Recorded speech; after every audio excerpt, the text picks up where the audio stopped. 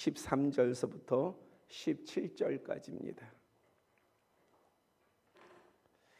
사사기 3장 13절서부터 17절, 구약성경 364쪽이 됩니다. 사사기 3장 13절로부터 17절까지 봉독해 드립니다. 에글론이 아몬과 아말렉 자손들을 모아 가지고 와서 이스라엘을 쳐서 종려나무 성을 정념한지라. 이에 이스라엘 자손이 모압 왕 에글론을 18해 동안 섬기니라. 이스라엘 자손이 여호와께 부르짖음에 여호와께서 그들을 위하여 한 구원자를 세우셨으니 그는 곧 베냐민 사람 게라의 아들 왼손잡이 에웃이라.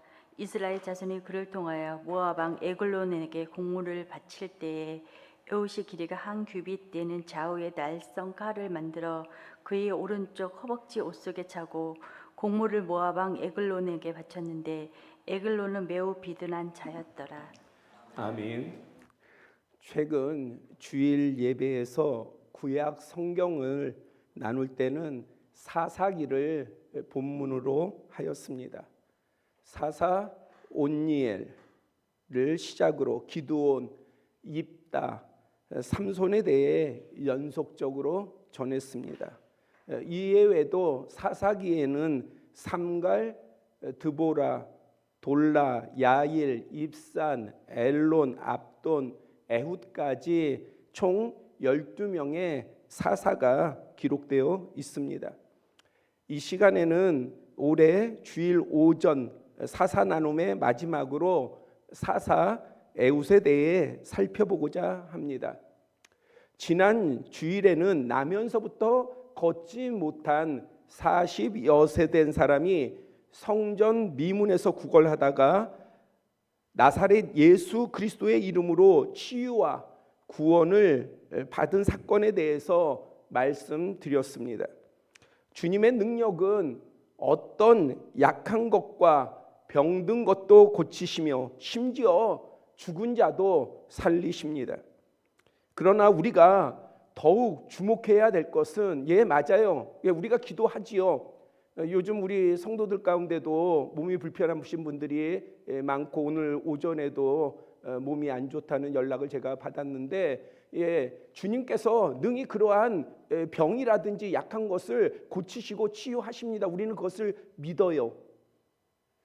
그런데 우리가 하나님의 말씀을 보면서 그래, 주님께서는 고치실 거야, 치유하실 거야, 이것에만 집중하는 것이 아니라 사실은 더 주목해야 될 사실이 있습니다. 그것은 주님께서 반드시 고치시거나 치유하심만으로 역사하시는 것이 아니라 치유하지 않으셔도 우리의 부족함 그대로를 두고도 능히 놀라운 역사를 하신다는 것입니다. 사도 바울을 보시기를 바랍니다. 그는 유대인으로 그의 출신과 학문, 배경이 뛰어난 사람이었습니다. 하지만 동시에 육신의 질병이라는 큰 고통을 안고 살았습니다. 바울은 이것을 육체의 가시라 표현하며 자신의 사역에 있어서 심각한 장애가 되었다고 고백했습니다. 그래서 그는 고린도후서 12장에서 이 가시가 떠나기를 3번이나 주님께 간구했다. 왜 아니겠어요? 주님의 말씀을 전하고 주님의 복음을 전하는데 자신에게 있는 육신의 가시 질병으로 인하여서 복음이 가려지고 또한 자기의 사역에 있어서 엄청난 방해를 받으니 이것을 위해서, 이 고침을 위해서 왜 기도하지 아니했겠습니까? 그래서 그는 고린도후서 12장에서 이 가시가 떠나기를 3번 주님께 간구했다. 그런데 바울은 어떤 사도였습니까? 사도행전 19장 12절은 사람들이 바울의 몸에서 손수건이나 앞치마를 가져다가 병든 사람에게 얹으면 그 병이 떠나고 악기도 나갔다 증거하고 있습니다.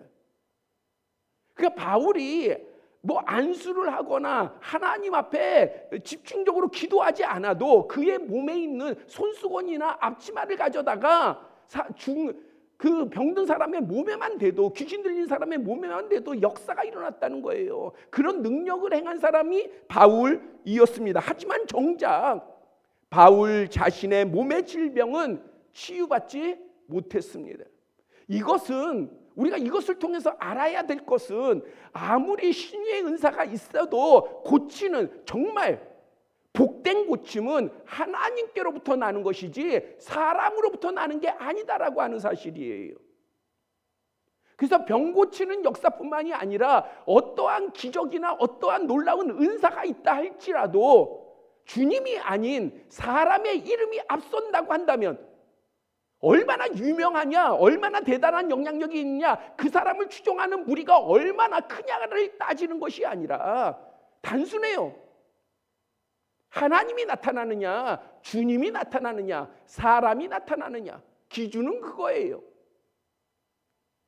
아무리 큰 역사를 한다 할지라도 주님이 나타나지 아니하고 오히려 주님보다 자신이 더 크게 나타난다고 한다면 그것은 잘못된 것입니다. 사도 바울같이 대단한 사람도 다른 사람의 병은 고쳐도 자신의 병은 고치지 못했어요. 왜? 고침이 누구에게 있기 때문에요? 주님께 있기 때문이에요. 주님께서는 오히려 바울에게 이렇게 답하셨습니다. 내 은혜가 네게 족하다. 이는 내 능력이 약한 데서 온전하여 침이라. 무슨 말씀이에요? 야 바울아, 너가 받은 은혜가 좋게, 너가 나로부터 받은 은혜가 좋게. 왜냐하면 하나님의 능력은 인간의 뛰어남에서, 남보다 우월함에서 나타나는 것이 아니라 약한 데서 하나님의 능력과 하나님의 존귀하심과 하나님의 위대하심이 나타나는 까닭입니다.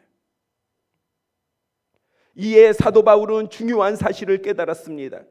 곧 자신이 받은 말씀과 능력과 은혜가 정말 큰데, 그러기 때문에 자만하지 않게 하시려고.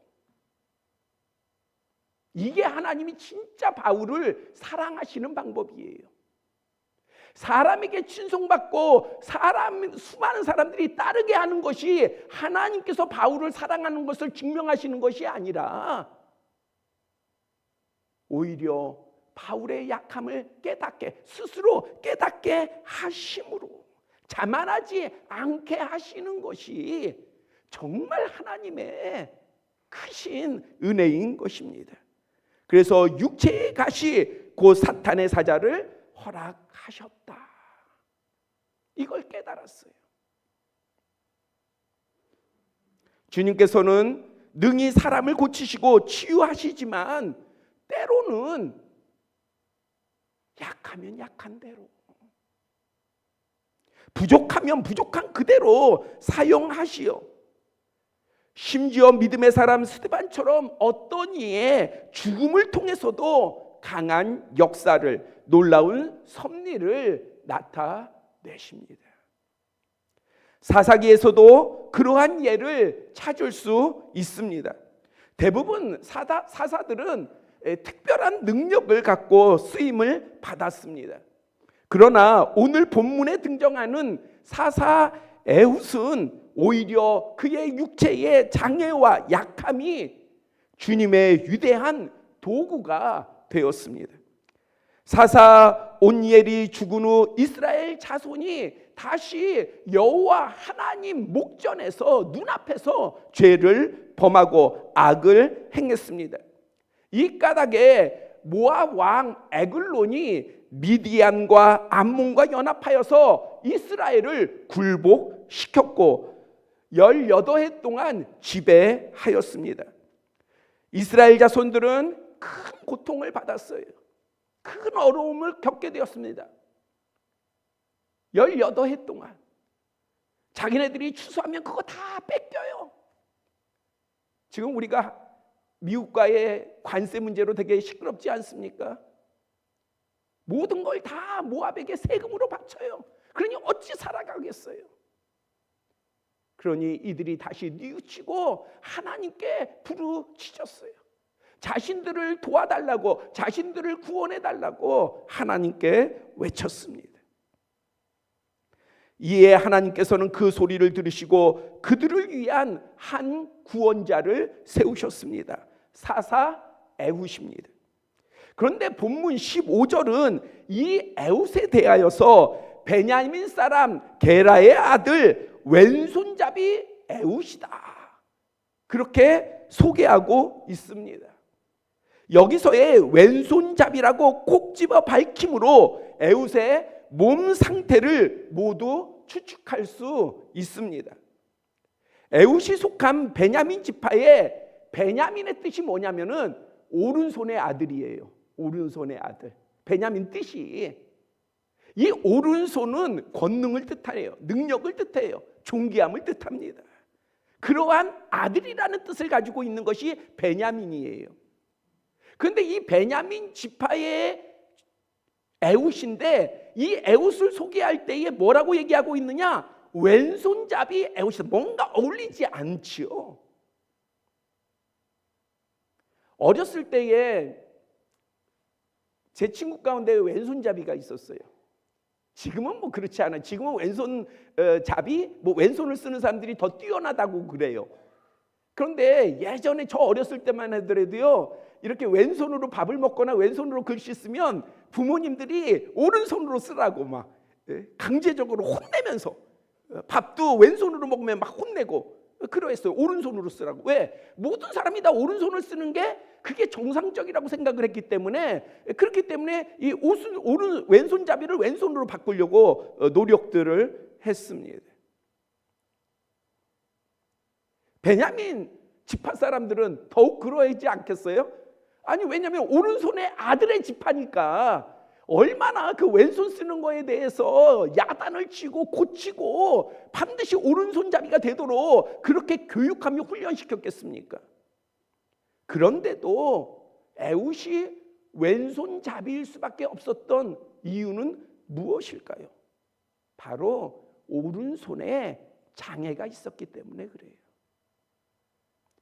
장애가 어느 정도 심했는지는 알 수 없으나 히브리 원문에는 오른팔이 굽었다,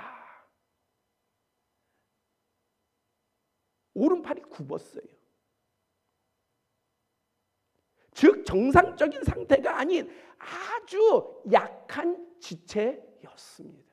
저도 중학교 때 그 친구를 봤는데, 그런 친구를 봤는데 한 손이 되게 크고 한 손은 되게 그 쇠약한 그런 친구를 봤어요. 얼마나 불편했는지 몰라요. 성경과 유대 관습에서 오른쪽은 왼쪽보다 더 중요하고 우선하며 권세가 있는 것으로 여겨집니다.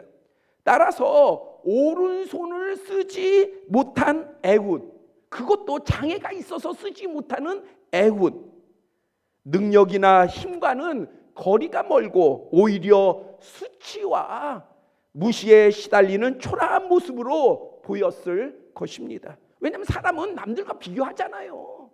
그럴 때에 부모도 그러하고 주위 사람들도 그러하고 친족도 그러하고 마을 사람들도 그러하고 얼마나 그 부분이 뭐 안타깝기도 했지만 또 하나는 조롱거리이기도 하고 수치스럽기도 하지 않았겠습니까?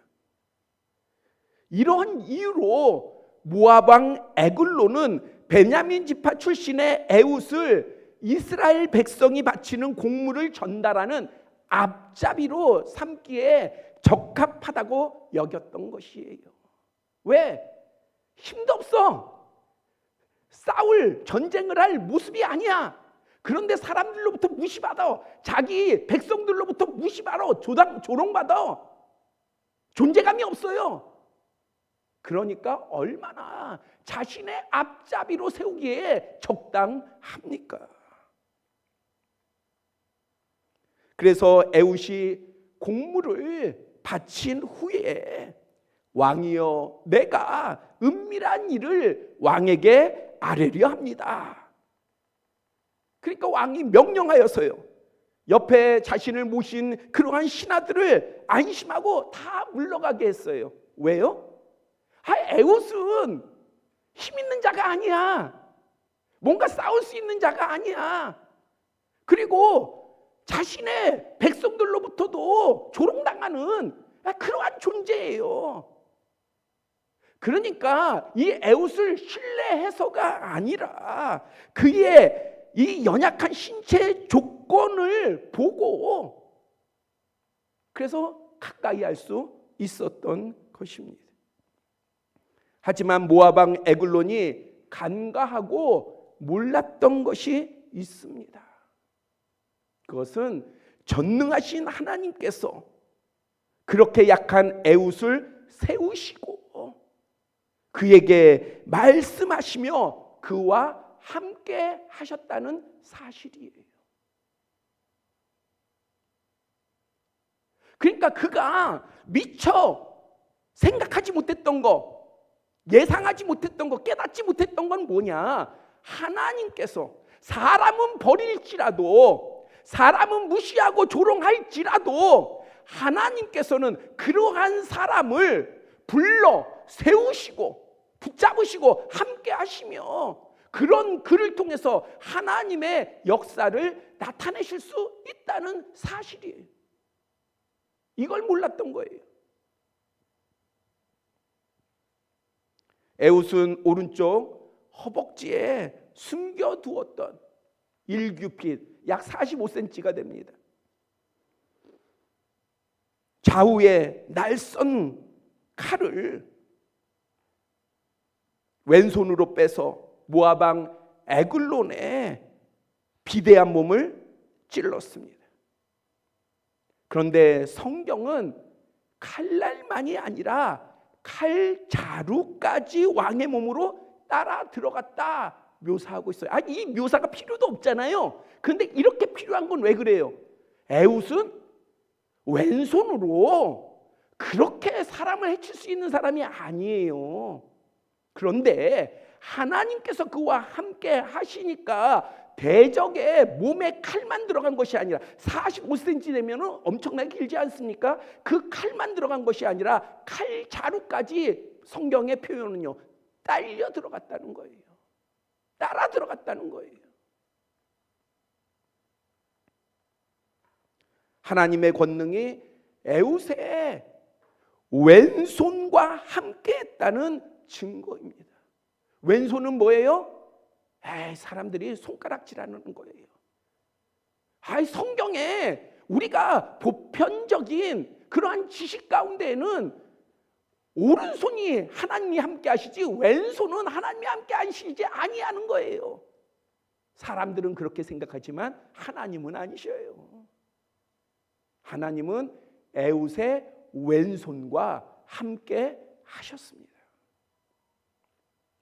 결국 모압 왕은 죽고 이후 에웃은 에브라임 산지에 올라가 나팔을 불며 이스라엘 백성들을 불러 모았습니다.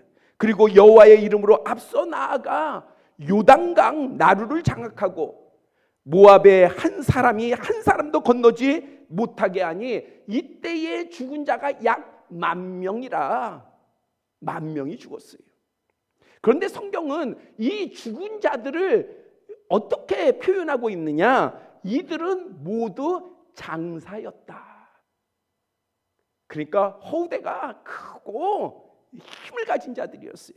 그런데다가 용사였다. 용맹한 사람들이, 겁쟁이들이 아니라 용맹한 사람들이었는데 이러한 사람들 10,000명이 죽게 되었습니다. 누구에게요? 에웃에게요.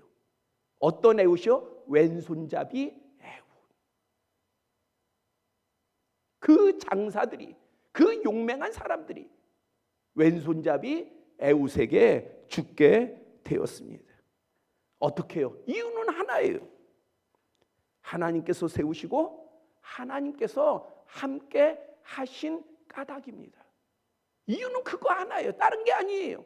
에웃이 용맹해서, 에웃이 전술을 잘 써서 남보다 뛰어나서가 아니라 오히려 그는 남들보다 더 못한, 평범한 사람들보다도 더 못한 존재였지만 하나님께서 함께 하시니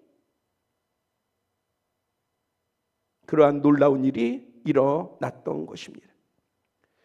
우리는 때로 육신의 장애나 약함이 아니어도 애국과 같은 다양한 문제인 오른손을 갖고 살아갑니다.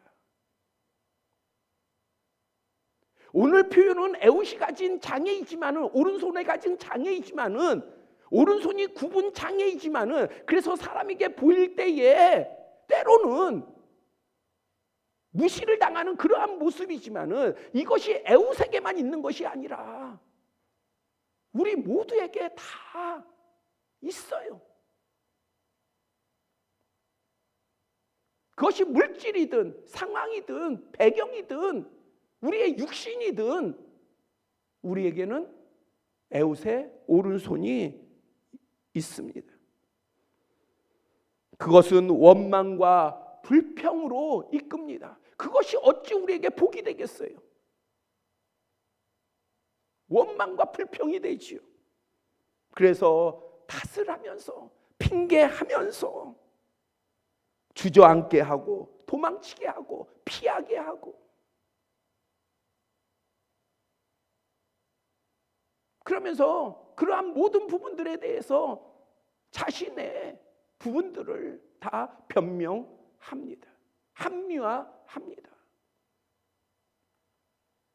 하지만 우리에게도 에웃과 같이 그런 오른손을 우리가 가지고 있다 할지라도 또 다른 면이요, 바로 우리에게도 누가 계셔요? 하나님이 계셔요. 살아계신 하나님이 우리와 함께 하십니다. 그러면 우리의 약함 또한 능히 강함이 될 줄 믿습니다.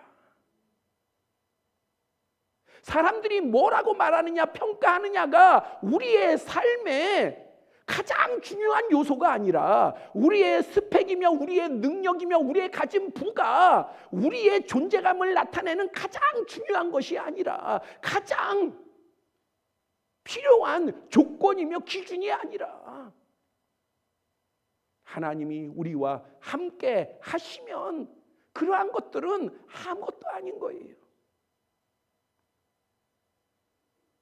능히 우리의 모든 약한 것이 우리의 강함이 될 줄, 우리의 능력과 권능이 될 줄 믿습니다. 사도 바울은 고린도후서 12장 10절에서 내가 그리스도를 위하여 약한 것들과 능력과 궁핍과 박해와 공고를 기뻐하노니, 누가 이걸 기뻐하겠어요? 여러분들 중에 이걸 기뻐할 사람이 어디 있어요? 저도 기쁘지 않아요.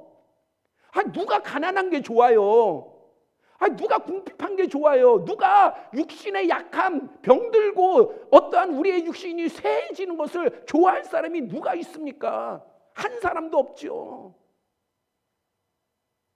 그럼에도 우리가 이 모든 거, 우리가 싫은 거, 우리에게 절대 없었으면 바라는 거, 그러한 것들을 뛰어넘을 수 있는 것은 이는 내가 약한 그때에 곧 강함이라.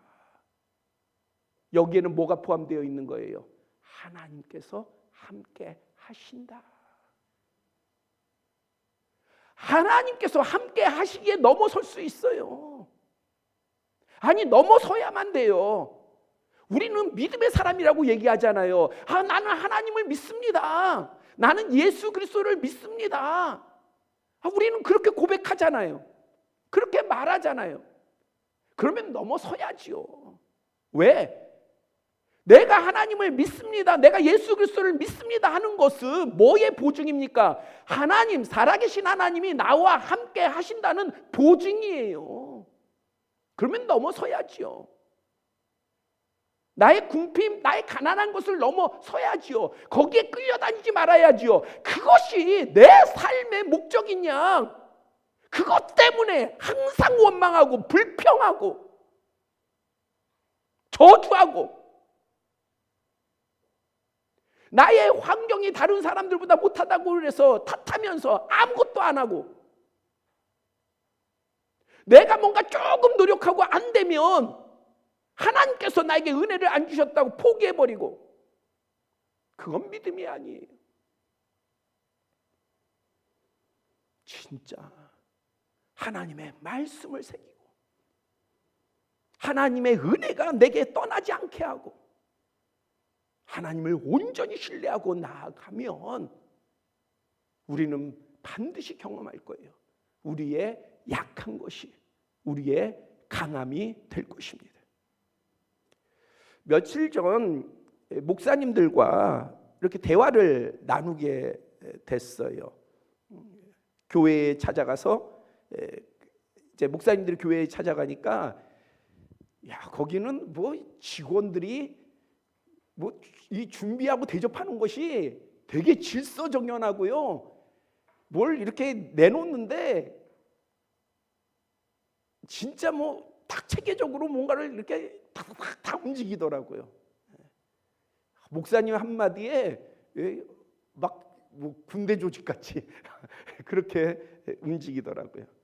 그러면서 얘기를 나누는데 그 중에 어떤 얘기가 있었냐면은 직분자에 대한 얘기가 있었어요. 그 교회는요, 직분자가 되려면은 교육도 받아야 되고 훈련도 받아야 되고 섬기는 거 모든 거, 여러분들이 예상하는 그 모든 것 조목조목을 다 따져서 세운대요. 그래서 하나라도 자격이 안 갖춰주면은 직분을 안 줘요. 집사 직분도 안 주고 권사 직분도 안 주고 안수 집사 직분도 안 주고 장로 직분도 안 주고요. 그래가지고 직분을 받으면 또 그게 끝이 아니래요. 박탈한대요. 박탈. 그거를 유지하지 못하고 그 본을 못 보이면요 직분을 박탈한대요. 그래서 제가 우리 교회를 생각해 봤어요. 야, 우리 교회는 직분 받는 것도 편해. 그렇게 까다롭지 않아요. 아, 진짜 까다로웠습니다. 뭐 우리 직분자들, 권사님들 여기 장로님들 계시는데 우리 집사님들은 놔두고라도 권사님들 가운데 내가 진짜 권사 직분 받는데 장로 직분 받는데 진짜 힘들었습니다 하는 분 손 들어보세요. 봐요, 목사 직분 받는 저밖에 없잖아요. 아무도 없잖아. 그 다음에 직분 받고 나서는요, 예배에 다 참석 안 해도 목사가 별말 안 해. 뭐 여러분들 신앙생활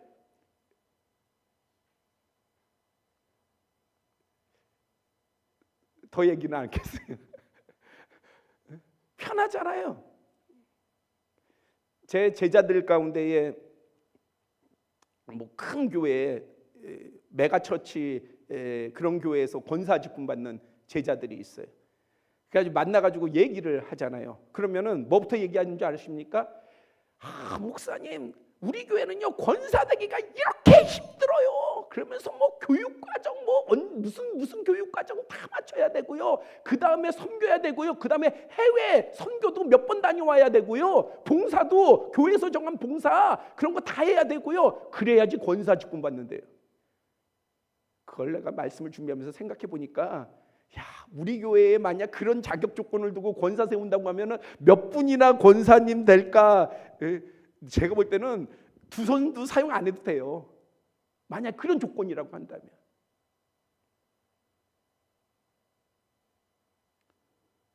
그러면 왜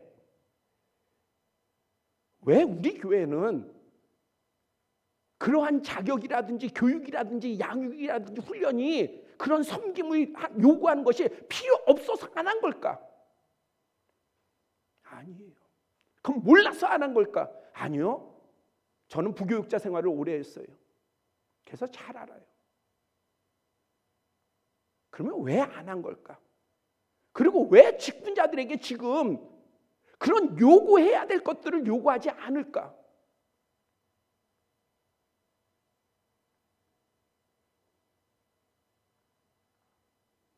그것은요, 여러분들의 잘남의 하나님의 능력이 나타나는 것이 아니라 여러분들의 약함에 하나님의 능력이 나타나기 때문이에요. 그래서 우리 교회는 저를 비롯해 가지고요, 장로님들 자랑할 거 없어요. 장로님들이 장로님 된 거 자랑할 거 없어요. 두 분 장로님, 그렇죠? 예. 저는 우리 교회 장로님들이 그게 좋아요. 자랑하지 않는 거, 그냥 묵묵히 섬기는 거. 저는 아까 말한 제 제자하고 더 이상 저는 연락 안 해요. 왜?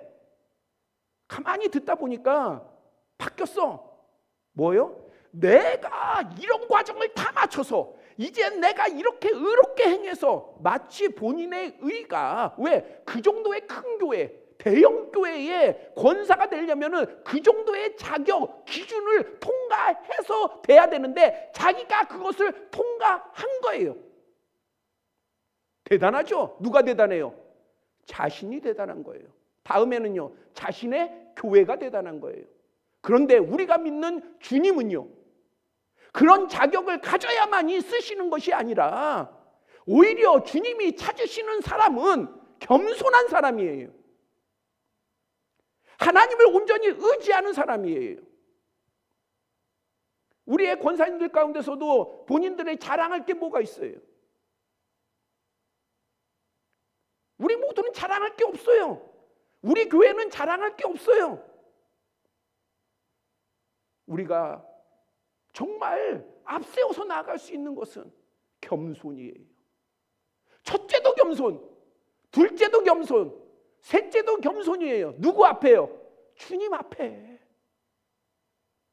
주님 앞에. 그것이 우리의 가장 강력한 무기입니다. 그것이 우리가 가진 가장 강력한 권세예요. 왜냐하면 하나님께서는 그러한 겸손한 자를 기억하시며 빼앗기지 아니하시고 버리지 아니하시고 그러한 자와 항상 함께 하시는 까닭입니다.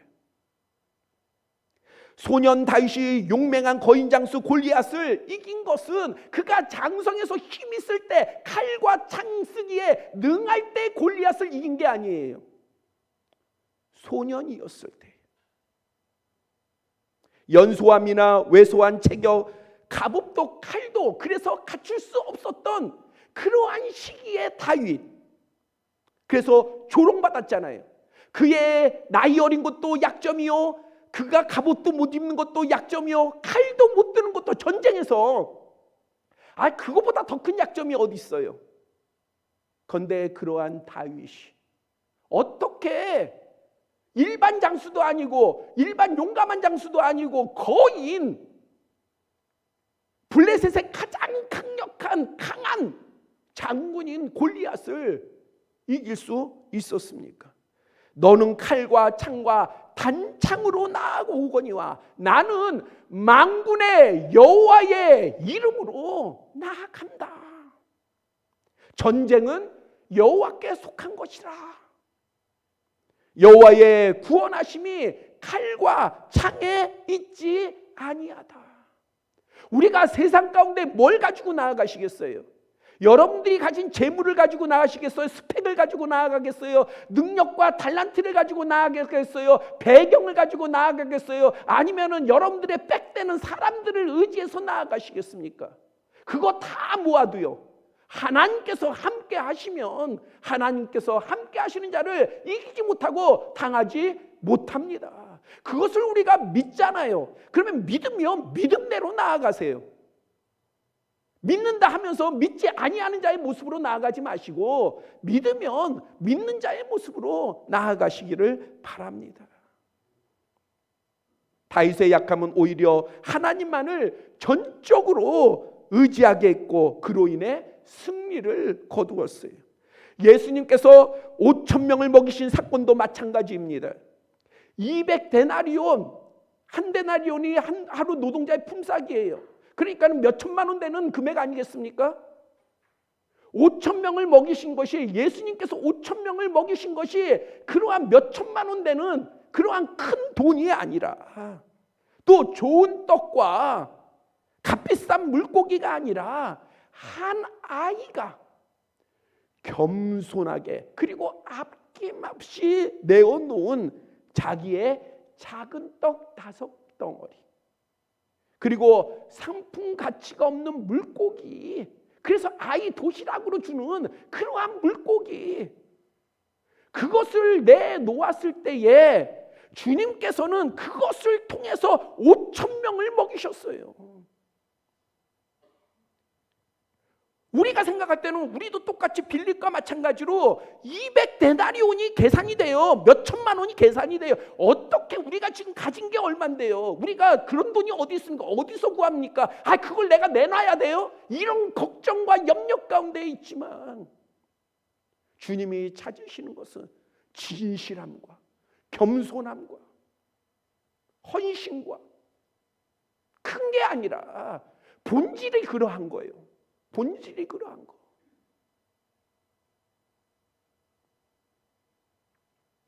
세상에서 부족하다 여기고 큰 콤플렉스로 여기는 우리에게 있는 에웃의 오른손에 집착하여 원망하고 불평하고 그거 탓하면서 하루하루를 보내지 마시고 하나님께서 사용하시는 에웃의 왼손을 기억하시고 우리에게 있는 왼손, 하나님을 의지하는 왼손을 더 기억하시고 그 왼손을 하나님께 맡기시기를 바랍니다.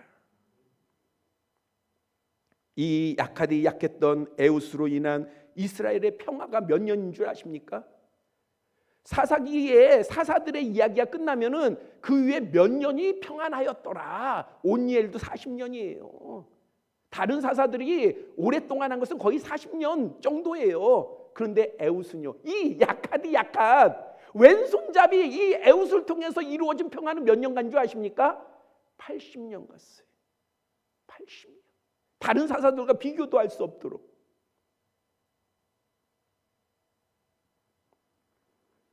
전능하신 하나님께서 우리의 왼손과 함께 하신다면 그 약함을 통해 우리를 강하게 하시고 가난을 부유하게 하시며 병든 자를 건강하게 하시고 부족한 자를 부흥하게 하실 줄 믿습니다.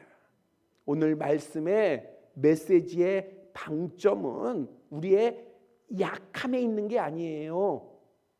우리의 겸손에 있는 거예요. 주님을 온전히 의지함에 있는 거예요. 그것을 잊지 마세요.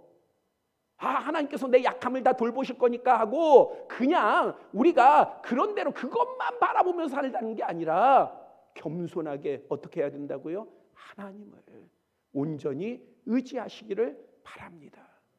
그러면 하나님께서 능히 에웃에게 역사하셨던 하나님께서 우리에게도 우리의 삶 가운데서도 분명하게 역사하실 줄 믿습니다. 기도드리겠습니다. 아버지 하나님, 우리가 세상 사람들과 함께 살아가다 보면 남들보다 뛰어난 오른팔을 가지고 있습니다. 남들보다 더 나은 지식을 가지고 있습니다.